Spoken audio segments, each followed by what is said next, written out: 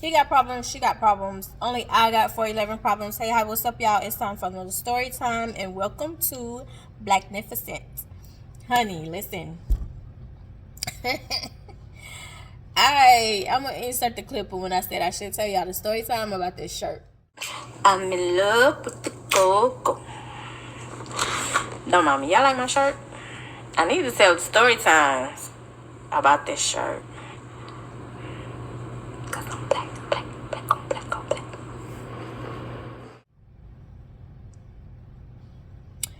Okay. Happy Black History Month. Even though I feel Black history is every day because there are a lot of inventions that Black people have done that we use on a constant everyday basis. For example, the traffic light.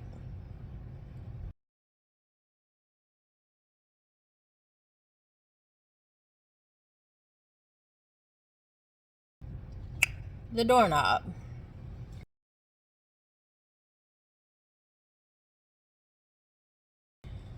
Anyway, yeah. So, very rare, especially for Black women. For me and my age group, there was minimum, very bare minimum representation. The only time that you would see us in any type of light as far as modeling, beauty would be in the Ebony and Jet magazine. And a lot of times, most of us couldn't even afford that. So the times where I would see those magazines, I would go to my aunt's house and she had subscriptions and they would come to her house. And so I would always look for the beauty of the week. I would be excited about the beauty of the week.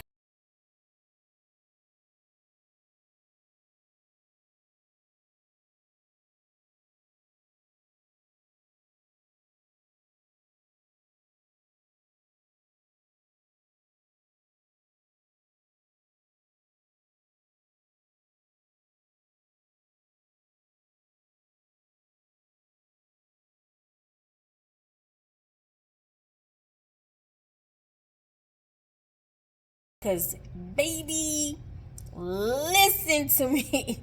Listen to me. That would be the only time, especially because I've always been a thick, curvy child. I've been a thick child. I've been a thick teenager. I've never been skinny. If I'm skinny, I am majorly depressed. And yeah, major depressed. I'm in depression. That's how you know, like, stuff is not going right. I'm skinny. Because a good girl love food. And when I'm depressed, I don't eat. So anyway, yeah, so it was very rare that you would see representation for us. And especially for the thick chicks. Because the thick chicks, we were called fat, disgusting, ugh. Now, mind you, don't get me wrong, the Black men loved on the thick girls. But society as a whole, it was looked up like it was horrible. And most of the time, we were sexualized. So during this time, this is around, yeah, this is around the BLM movement type situation. There's starting to be more representation coming in, and there's starting to be more merchandise in stores. So I'm at City Trend, and at this point in time, like I was doing the panorama, I'm working with City Trend a lot.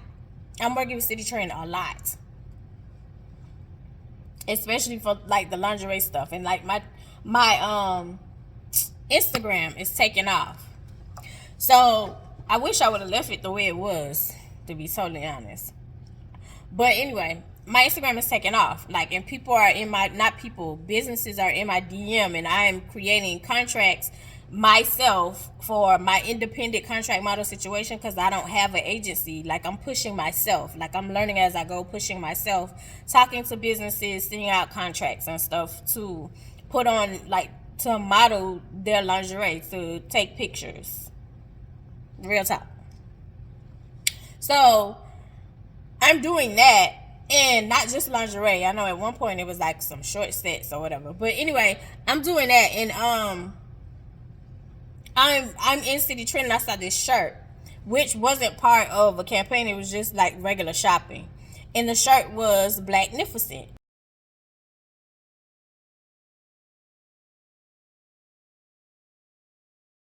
And I was like, ooh, ooh, ooh. I absolutely love the shirt. I absolutely love the meaning that they had on the shirt. It was everything. It was beautiful, right? So when I had took the point in time of, it was like where and when I'm gonna wear this shirt, because unfortunately when African Americans love on themselves, it's not a lot of Caucasian people, but it's it's a select few who have an issue with African American people loving on themselves. I don't know why that's the issue, because it doesn't affect you. It doesn't take away anything from you with them loving on themselves. So I knew it was going to be an issue with me wearing this shirt, right? I knew it was going to be remarks. I had already prepared myself for it, but it didn't matter because I was excited of wearing the shirt because, baby, I think I'm Blacknificent. I think I'm T. Clock it. So, yeah, so it was like I already knew. So I was running errands, right? So when I wore the shirt, the first place that I went to was the mall, and I went to Bath and Body Works because this was during Bath and Body Works had their they was having a sale. I think it was their semi-annual, because they have two. They have one right after Christmas, and then they have one, I think, during the like spring, summertime, somewhere in there. But baby, the line was out. It was out the door. You could tell, like, cause this was also doing still the panorama BLM movement going on, Black Lives Matter movement, and so yeah, so like the line is huge, and so like this one man, he had stopped. He was like, "What's going on?" And I was like, "Oh, it's like there is 70 stuff is 75% off." And he was like, "Oh, okay," because it wasn't a lot of people in the mall, but you could tell like it was a line, and then in the line we still had to stand 6 feet apart, and you had to have your mask. You were supposed to have your mask on. I don't think everybody was wearing masks, but you were supposed to have your mask on. Anyway, I don't know if I was recording it. I think I was. I have to go look at that footage, because if I hear him, if I recorded that part, then I'll insert it. But anyway, once I got to the counter and getting ready to pay for my stuff, it was an African American male, and so he was like, "Blacknificent, let me see." He got excited, and so like I pulled the shirt down, and he was reading. He was like, "Yes, dripped in cocoa, yeah." Where you got the shirt from? Where you got the shirt from? He was excited about the shirt. And I was like, ooh, city trend. And I was like, I don't know if they still have them. I was like, but that's the way I got it from. He was like, oh, yep. Going to get my shirt. Again, it wasn't a lot of representation for us. So anytime there's excitement, like especially positive representation.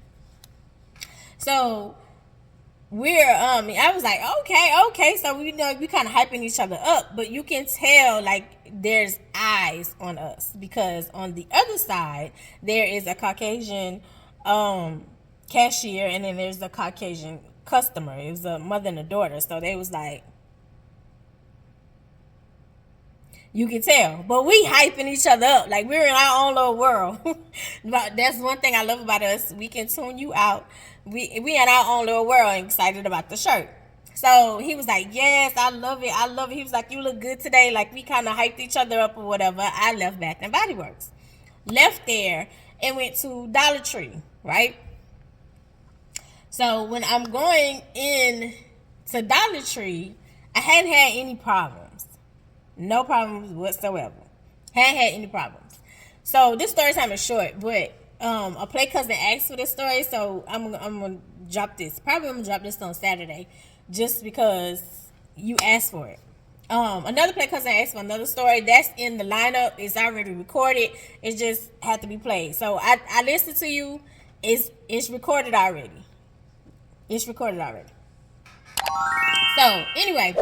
So yeah, so I go into Dollar Tree, it's no problem. Like I see a couple of people like will read the shirt, especially like us. They'll cop a smile, and then some Caucasian people, roll their eyes or whatever.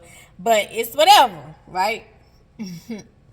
So when I'm walking out, it's a mother and her two daughters, And so I'm walking out and you can see like the shirt. Mind you, at this time I have singlets twist in my hair. I want singlets twist all the time. I have singlets twist in my hair, but it's a reddish pinkish color. Like I love to play with color, and with singlets twist or braids I can pick whatever color I want. That's what I love, and not have to dye my hair. I love to play with color because when we wear colored hair we were labeled as ghetto, unprofessional. And I've seen so many colored hair, mohawks, all these different hairstyles that's okay for the Caucasian ladies, but when it comes to us, we're ghetto. So I play with hairstyles because there's another story that's on the Storytime list, that there was an issue about my hair, and I had my hair in singlets twist.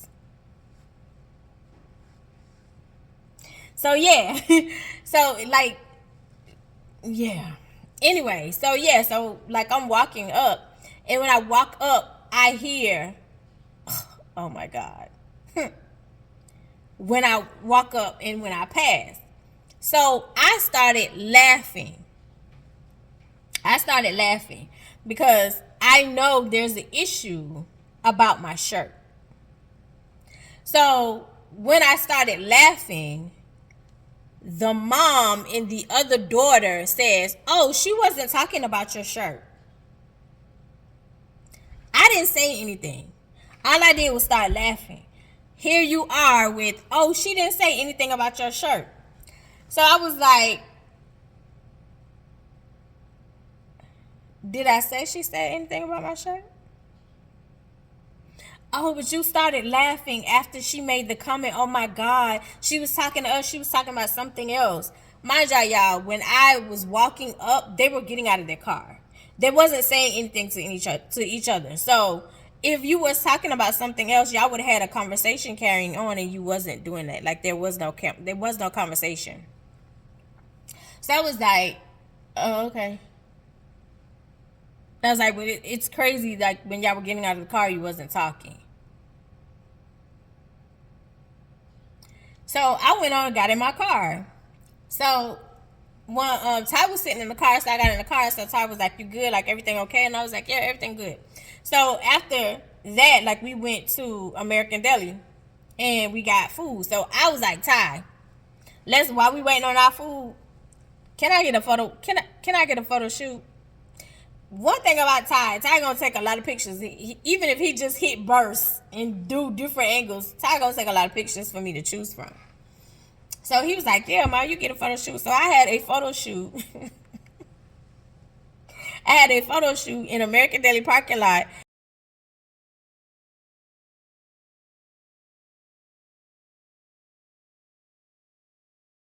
Because this shirt was creating so much havoc with me walking in certain places. And it wasn't everybody. It wasn't all Caucasian people, but it was the majority of them. You were upset about my shirt saying Blacknificent. I don't know. I don't understand what's the big issue. Let me help you. Let me tell you how crazy it is. Me doing contracts and doing independent contract modeling, sweetie, behind the scenes is brutal. Just like the music business, behind the scenes of pushing somebody else's brand or whatever is brutal. Like, and if you don't have tough skin, it will take you out. I've seen shirts that had melanin on the shirt. The shirt says melanin, and the model is Caucasian.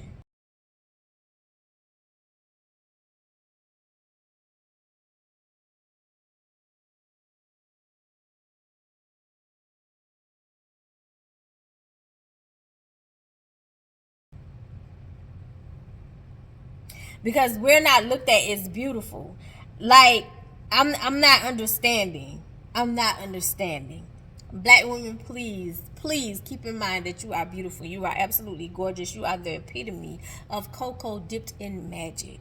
Understand me. I'm not saying that it's not going to be some issues that you're going to run into. You're going to always run into issues, but please don't let nobody talk you down or steal your joy. Do you understand me? Do you understand me? To my men, you are black boy joy, pure excellence, Don't let nobody tell you or black women that you are not blacknificent. Do you understand me?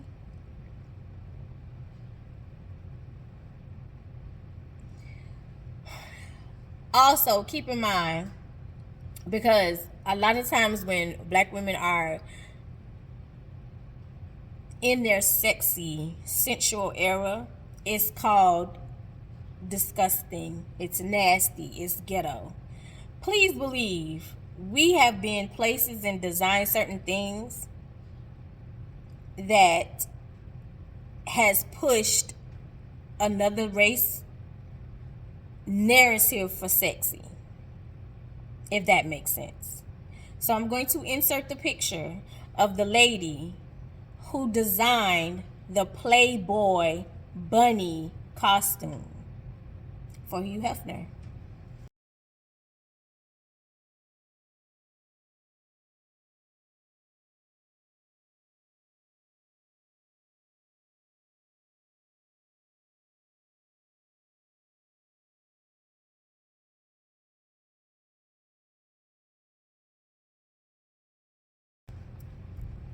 I love you the most because you're definitely the dopest in real life, and I'll see you in the next one. Happy Black History Month. Bye.